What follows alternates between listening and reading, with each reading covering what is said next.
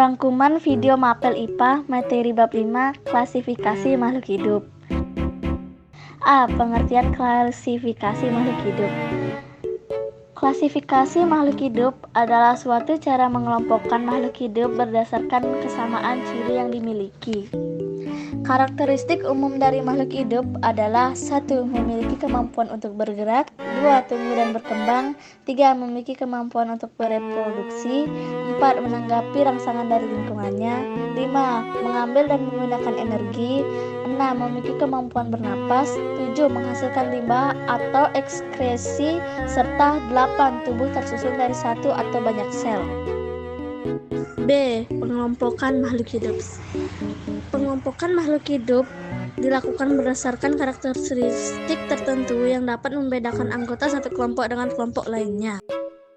Berikut adalah beberapa bagian-bagian pengelompokan makhluk hidup. 1. Klasifikasi, 2. Kunci klasifikasi, 3. Kunci dikotomi, 4. Kunci determinasi format tabel. 1. Klasifikasi. Klasifikasi atau pengelompokan membuat hidup lebih mudah setiap orang, termasuk ilmuwan. 2. Kunci klasifikasi. Untuk membuat klasifikasi lebih mudah, para ilmuwan menggunakan sebuah model yang disebut kunci klasifikasi. Kuncinya sederhana dan mudah diikuti untuk merepresentasikan dari sistem klasifikasi. Ilmuwan menggunakan kunci klasifikasi karena beberapa alasan berikut. A. Lebih mudah digunakan daripada mendeskripsikan secara detail dari setiap kelompok. B. Menunjukkan sekilas apa yang membedakan karakteristik yang dimiliki setiap kelompok. C. Memudahkan untuk mengidentifikasi objek yang belum pernah terlihat sebelumnya. D. Selalu memberikan hasil yang konsisten siapapun yang menggunakannya. 3. Kunci dikotomi. Kunci dikotomi adalah kunci determinasi yang terdiri atas dua keterangan yang berlawanan dari ciri-ciri yang dimiliki oleh suatu jenis atau kelompok makhluk hidup. Berikut adalah contoh kunci dikotomi. 4. Kunci determinasi format tabel. Kunci determinasi format tabel merupakan kunci klasifikasi makhluk hidup yang dibuat berdasarkan deskripsi dalam bentuk tabel. Berikut inilah contoh kunci determinasi format tabel. C. Makhluk hidup beraneka ragam. 1. Urutan takson makhluk hidup. Di urutan pertama ada kingdom atau regnum. Urutan kedua ada filum atau divisi.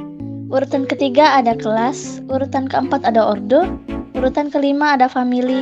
Urutan keenam ada genus. Urutan ketujuh ada spesies. Dan urutan kedelapan ada varietas atau ras. Apakah kalian tahu Bapak Takson? Carolus Linnaeus atau Bapak Taksonomi modern merupakan orang pertama yang mengklasifikasikan manusia modern ke dalam genus Homo dengan spesies Sapiens. 2. Klasifikasi makhluk hidup 5 kingdom. Kingdom terbagi menjadi 5. Ada kingdom Monera atau organisme tanpa membran inti sel, kingdom Protista atau organisme yang memiliki jaringan sederhana, kingdom fungi atau jamur, kingdom plantae atau tumbuhan, dan kingdom animalia atau hewan. A. Kingdom Monera. Kingdom Monera adalah organisme tanpa membran inti sel. Berikut inilah karakteristik umum dari kingdom Monera. Berikut inilah bentuk sel Monera. Golongan bakteri dan alga biru. Perbedaan dari keduanya diantaranya adalah bakteri dapat reproduksi secara paraseksual atau pertukaran materi genetik. Adapun alga biru dapat melakukan fotosintesis karena memiliki pigmen antosianin. Alga biru juga dapat mengikat nitrogen bebas karena memiliki sel heterokista. Monera dapat berperan sebagai organisme yang menguntungkan maupun merugikan bagi manusia. Berikut ini disajikan beberapa jenis Monera dan perannya dalam kehidupan manusia. B. Kingdom Protista. Kingdom Protista merupakan kelompok makhluk hidup eukariotik atau sudah memiliki membran inti sel, namun memiliki jaringan yang sederhana dan tidak memiliki organ.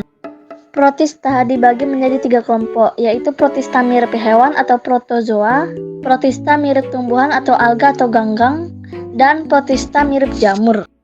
Berikut ini adalah beberapa peranan protista dalam kehidupan. C. Kingdom fungi. Jamur mirip dengan tumbuhan tetapi tidak dapat melakukan fotosintesis. Struktur tubuh jamur ada yang uniseluler, berupa benang dan memiliki bentuk tertentu yang dapat dilihat oleh mata kita. Jamur hidup dengan cara menguraikan senyawa organik menjadi anorganik. Organisme yang digolongkan ke dalam kingdom fungi atau jamur memiliki ciri eukariotik, sel berupa hifa atau benang, dinding sel terbuat dari kitin, tidak memiliki kloroplas, serta dapat menghasilkan spora untuk perkembangbiak. Berikut adalah peranan jamur dalam kehidupan manusia. D. Kingdom Plantae. Organisme yang digolongkan ke dalam kingdom Plantae memiliki karakteristik eukariotik berdinding sel, memiliki kloroplas, jaringan terdiferensiasi menjadi organ akar, batang, dan daun. Tumbuhan yang berkembang biak dengan spora yaitu kelompok lumut dan paku. Adapun tumbuhan yang berkembang biak dengan biji terdiri atas dua kelompok, yaitu tumbuhan berbiji terbuka atau gymnospermae dan tumbuhan berbiji tertutup atau aniospermae. Tumbuhan berbiji tertutup berdasarkan keping bijinya dibagi menjadi dua, yaitu tumbuhan dikotil dan monokotil. Berikut adalah berbagai macam contoh anggota Kingdom Plantae. Kingdom Animalia. Kingdom Animalia atau lebih dikenal dengan kerajaan hewan mendapatkan makanan dari organisme lainnya. Organisme yang digolongkan ke dalam Kingdom Animalia memiliki karakteristik eukariotik, tidak memiliki dinding sel, multiseluler, heterotrof, dan secara umum dapat berpindah tempat dengan jelas. Beberapa ahli terkadang menggolongkan hewan ke dalam dua kelompok dasar, yaitu golongan invertebrata dan vertebrata. Invertebrata adalah golongan hewan yang tidak memiliki tulang belakang, contohnya cacing, kerang, dan cumi.